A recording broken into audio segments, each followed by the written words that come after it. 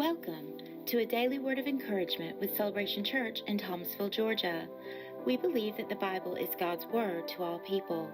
We love God, we love each other, and we are changing our world one relationship at a time. We want to help you know and love God's word. Join Pastor Jimmy Bryson each day as we discover how to seek God and live our lives encouraged by His word. The Lord is my light and my salvation. Whom shall I fear? The Lord is the strength of my life.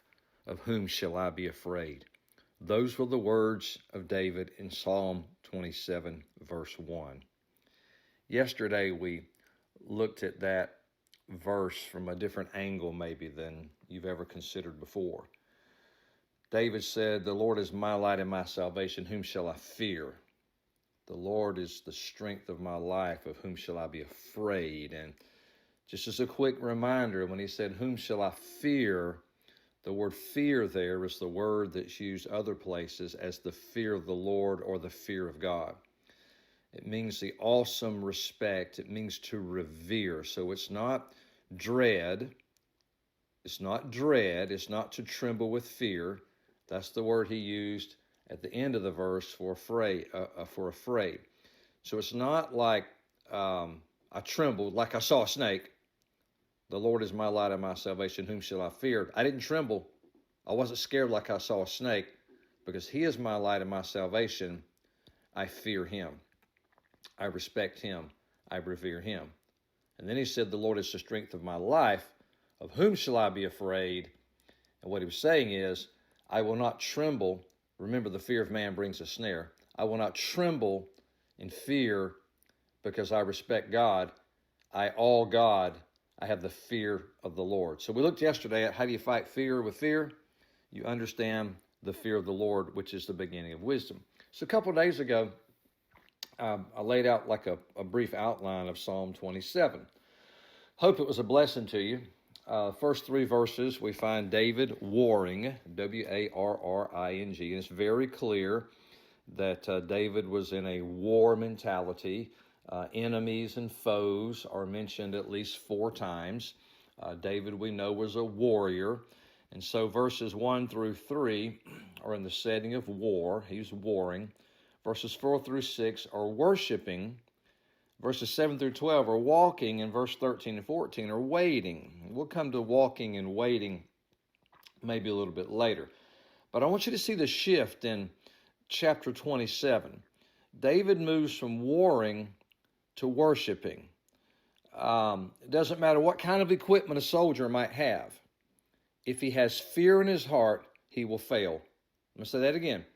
Doesn't matter what kind of equipment a soldier has. Doesn't matter what kind of training he has. If he has fear, which is dread or to tremble in his heart, he will fail. In Psalm 27 verse 3, David said, my heart shall not fear. David overcame the trembling type of fear by walking in the fear of the Lord. And then there's a shifting in Psalm 27 in verse number 4, because David begins to talk about dwelling in the house of the Lord or dwelling in the presence of the Lord. So in David's case, his battles were won in his private times of worship with the Lord. So David understood the value of his private time worshiping with the Lord, and the value that would carry over into his fighting the literal battles. David said one thing. I mean, David had a lot of responsibilities. David had a lot of demands on his time.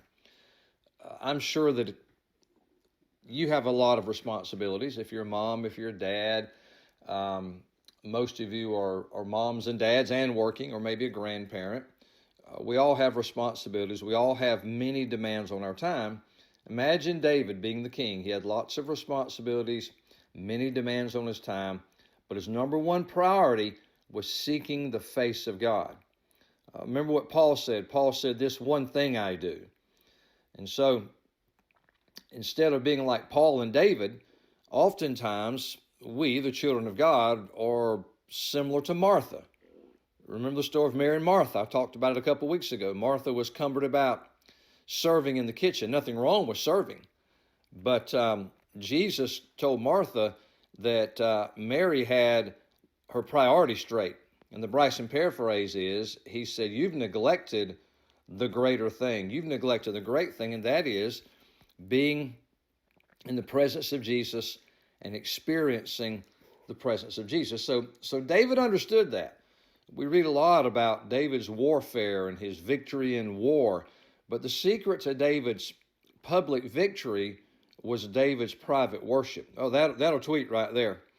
Write this down. Well, you can't write it down. You're driving down the road probably.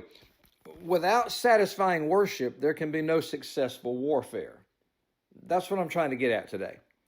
Satisfying worship will give birth to successful warfare. Now, you may not be fighting a physical enemy like David.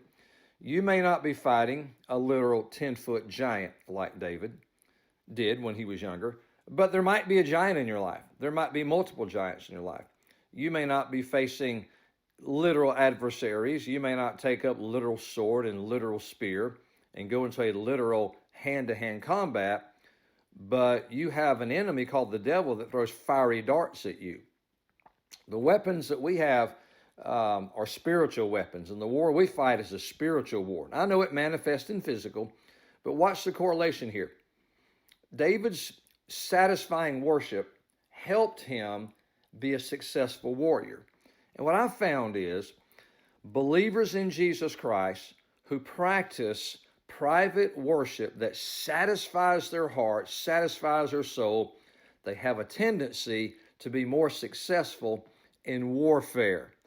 How did David know that God was a light and a deliverer in a fortress? Well, he learned it while he was gazing on the glory of God in his worship and meditation on the Lord. I mean, it's clear that David envied the priests because the priests were able to dwell so close in God's house and even enter the courts and even in the holy place.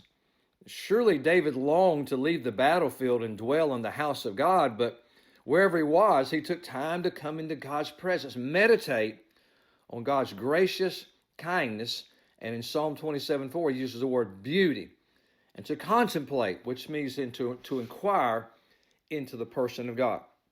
See, in David's day, the temple wasn't built yet, and the ark was kept in a tent.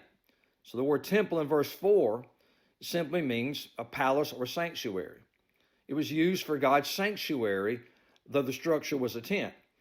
And David had a desire to be in that tent. He wanted to be in that tent. He wanted to be in there to experience the presence of the Lord. Well, the Bible tells us that that's where the priests would go. The Bible tells us in 1 Peter 2:9 that we're a royal priesthood. So in the New Testament, the Spirit of God is living in us, and the temple of God is our body. In the New Testament, we're New Testament priests. Just like the Old Testament priests, our first ministry is to the Lord. To the Lord. Get in the presence of the Lord, minister to the Lord, and then we're able to leave the presence of God and minister to other people. David's priority in growing in the fear of the Lord was he understood he was a warrior, but he had the revelation his victory on the battlefield came from his private time in worship. I believe the same for you also. God bless you and have a great day.